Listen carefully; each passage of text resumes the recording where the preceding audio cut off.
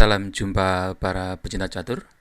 Jumpa lagi dengan saya Swaji dan kali ini akan kita ulas partai antara David Navara saat berhadapan dengan Ding Liren, yang mana permainan ini berhasil dimenangkan oleh Navara dalam babak akhir atau ending benteng lawan kuda dan gajah.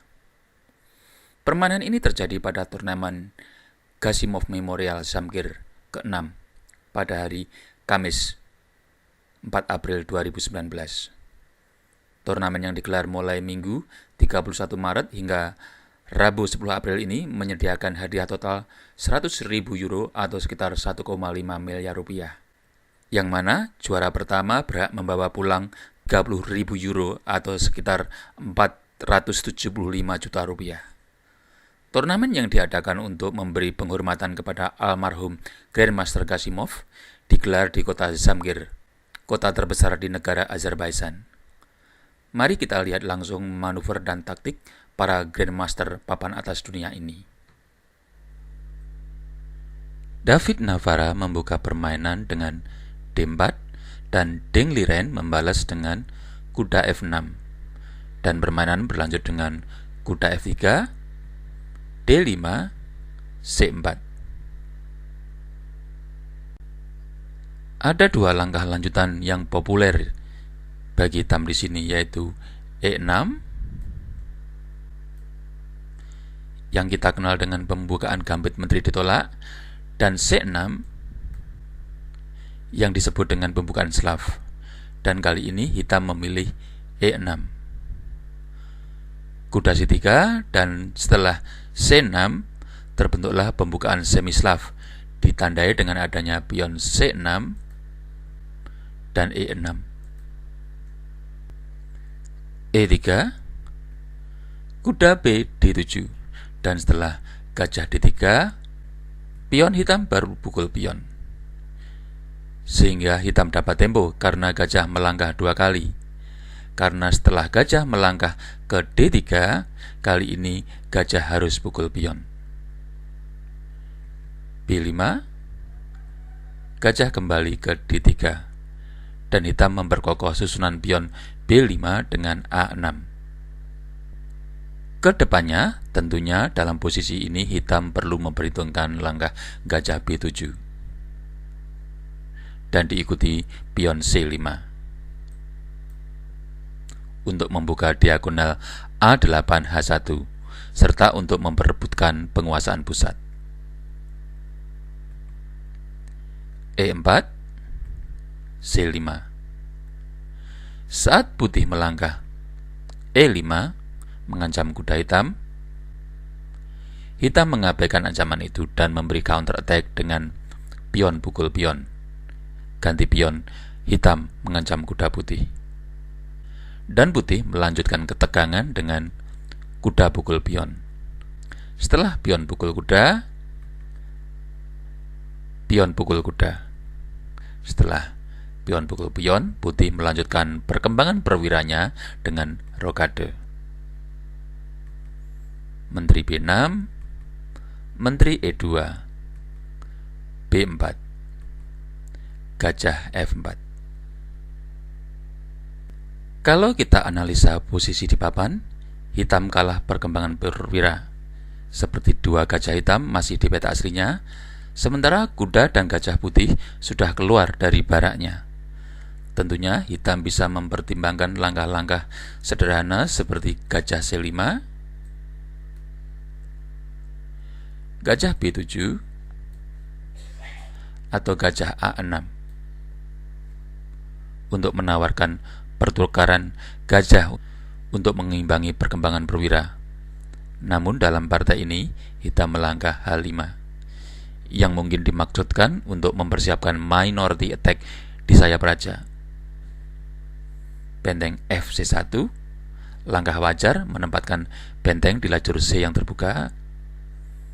Gajah C5, A4, pion pukul pion secara impasong, dan setelah pion pukul pion, gajah A6. Mencoba menukar gajah putih yang aktif dan lincah. benteng A B1, gajah pukul gajah, menteri pukul gajah. Pion A3 sangat lemah dan masih jauh dari petak promosi. Saya rasa belum begitu berbahaya, jadi tidak perlu keburu dipukul. Jadi mengamankan menterinya ke C6, saya kira patut dipertimbangkan. Namun rupanya hitam memilih benteng pukul pion A3. Setelah menteri pukul benteng, gajah pukul menteri, benteng pukul menteri, gajah pukul benteng. Terciptalah dua ancaman untuk putih. Benteng di B6 oleh kuda hitam dan gajah putih di F4 oleh gajah hitam di C1. Dan tentunya putih lebih suka mengamankan bentengnya dengan benteng C6 untuk mengancam gajah di C1 dan mengincar petak lemah hitam C8. Gajah pukul gajah, benteng C8 skak, dan ancaman terhadap benteng. Raja E7, setelah benteng pukul benteng, hitam berusaha mempromosikan pionnya dengan pion D3. Raja F1. Untuk menghambat laju pion D3 dalam promosi, pion hitam di H5 tentunya sangat lemah, dan tentu hitam tidak berpikir untuk mempertahankannya, maka melangkah kuda C5. Benteng pukul pion, kuda E4 mengontrol petak D2 sebagai calon pijakan pion hitam dalam menuju petak promosi. H4 ancaman ganda terhadap gajah dan kuda, dan hitam melindungi dari ancaman itu dengan E5. G3 melanjutkan tekanan terhadap gajah dan kuda, dan hitam mengabaikan ancaman itu, sebaliknya memberi counter attack dengan pion D2.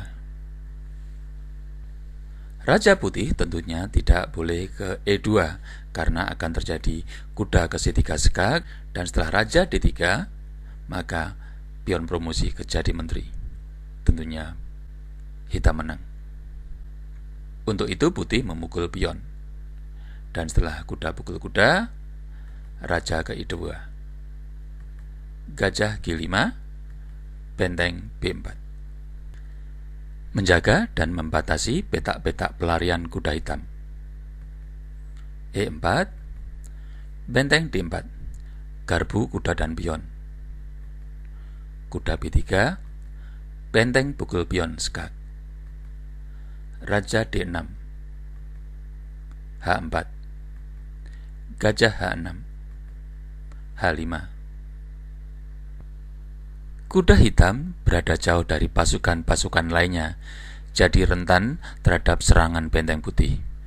Tentunya langkah koordinasi dengan mendekatkan kuda ke pasukan lainnya layak dipertimbangkan, seperti langkah kuda C5. Tapi dalam partai ini, hitam melangkah raja D7, benteng B4, kuda C1 skak, raja F3. Petak D3 tidaklah aman bagi kuda untuk melarikan diri menuju pasukan hitam, mengingat ada ancaman benteng D4 skak. Untuk itulah hitam melangkah raja E6, benteng B6 skak, raja F5, benteng B5 skak, E6, raja E4, menjaga petak penting D3 yang bisa sebagai lubang pelarian kuda hitam. Kuda E2, benteng B6 skak, raja E7, raja D3, kuda C1 skak, raja C4, menjaga petak penting D3, D4, C3, dan B3.